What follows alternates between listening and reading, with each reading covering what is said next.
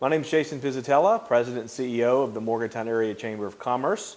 We're pleased that you've been able to join us for this campaign interview process where we've invited all of the candidates for the House of Delegates in the 51st Delegate District to join the Chamber and spend between 10 and 15 minutes with us answering our questions that are of interest to the business community and the greater Morgantown area as a whole. All of the candidates have agreed to participate and limit their answers to 2 minutes for each question.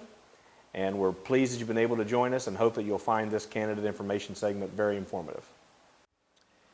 We're here with Eric Finch, a candidate for the House of Delegates in the 51st Delegate District, and he's agreed to answer some questions for us. And the first question, Eric, is the Governor and General Assembly in the state of North Carolina have been criticized recently by business groups and some professional associations like the NCAA over the passage of House Bill 2, otherwise known as the Bathroom Bill.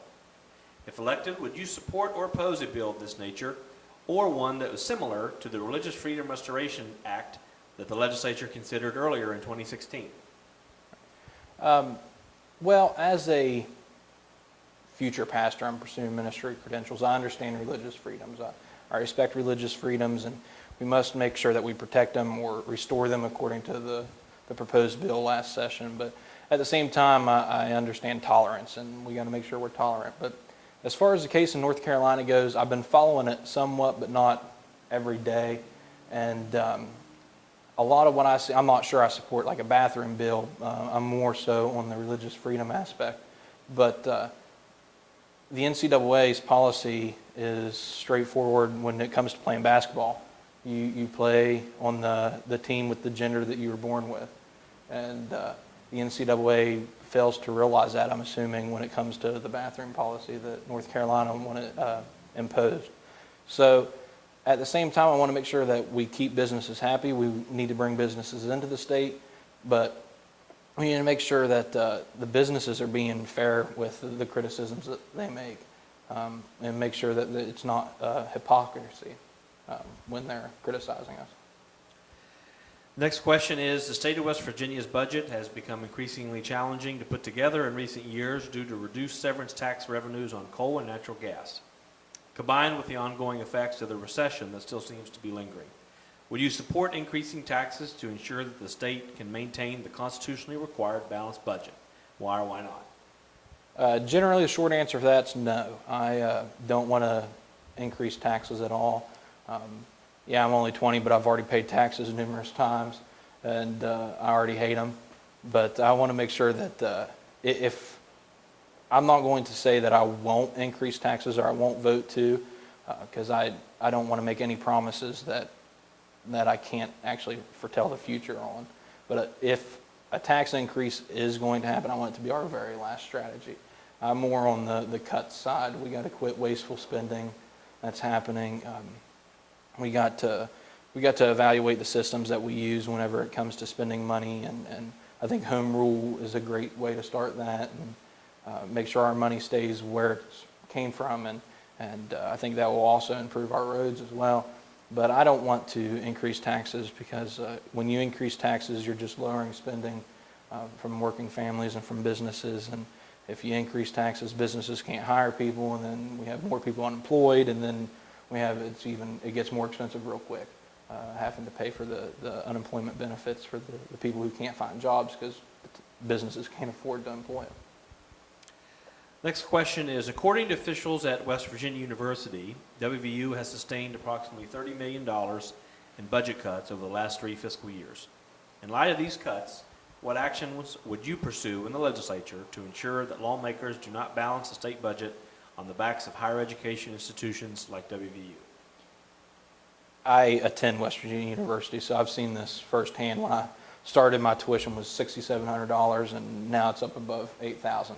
So not only is it on the backs of West Virginia University, it's on the backs of the students at West Virginia University.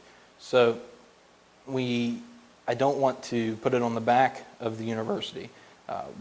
Once we reevaluate where we're spending wastefully and cut those back, then we can stop on cutting back or cutting the funding to the university. But at the same time, West Virginia University is one of the cheapest major universities in the nation. And we have to, and the university has to reevaluate things too, see how they're spending money as well and see what they're investing in. But I'm not saying we need to up tuition at Western University and cut their funding to where they're $20,000 a year so they're on par with other universities. But we have to just make sure that we're not wastefully spending. And Western University plays a huge part in Morgantown, a huge part in Montague County, and they employ a huge percentage of people in this area. And we have to make sure that they can stay afloat and keep those people employed. Next question is, small businesses make up the majority of the membership in the Morgantown Area Chamber of Commerce.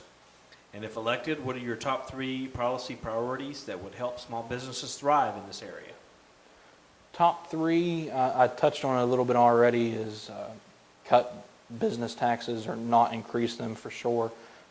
That way they can afford to hire new people, afford to expand within Morgantown or across the state or even out of the state. They can afford to do things that businesses need to do and grow. Second thing, we've seen eliminating of business registration fees for young entrepreneurs, and I kind of want to expand on that. Yeah, it's great to encourage young people to invest and to go out there and start a business, but at the same time, whether you're 18, 20 years old or you're 40 years old, if you want to start a business, it's going to be great for the community. And we need to expand on that a little bit to encourage new businesses, as well as looking into restructuring the registration of businesses that already exist and their tax fees and keeping them here longer. A third is just kind of with infrastructure, really. Infrastructure thrives when businesses thrive, and business thrives when infrastructure thrives. And you can't really encourage a business to move to Morgantown if the first time they drive here, they bust a tire on a pothole. So we have to make sure that we improve our infrastructure in order to encourage businesses to come to this area. The final question is, in May 2015, the Governor's Blue Ribbon Commission on Highways released its final report, which outlined various findings concerning the future of the State Road Fund. Would you support an increase in the gas tax and/or registration fees paid to the Division of Motor Vehicles to fund additional investments in highway infrastructure in this area and throughout the state? Why or why not? Once again, generally no. I don't like increasing taxes, but what I want to see us do there is restructure that as well. We have a lot of new fuel-efficient cars, a lot of new cars that don't use fuel at all. They use electricity, and of course they use fuel but not our gasoline, and so they're not paying any fuel tax at all to use our roads. So we have to look at that a little bit, make sure everyone's paying their fair share to use the roads in Morgantown and across the state. But I don't want to increase the fuel tax, because then we're still going to have the issue of not everybody's paying their fair share to use the road. So we have to make some changes there, and if, once again, last resort is increasing taxes. I don't want to do it, but if that's what it really comes down to, I won't promise you I won't do it, kind of thing. It's last resort, but I understand that sometimes we have to do things we don't like. Well, Eric, thank you for your time today, and we appreciate you coming in to answer the Chamber's questions, and best wishes on November 8th. Not a problem. Thank you.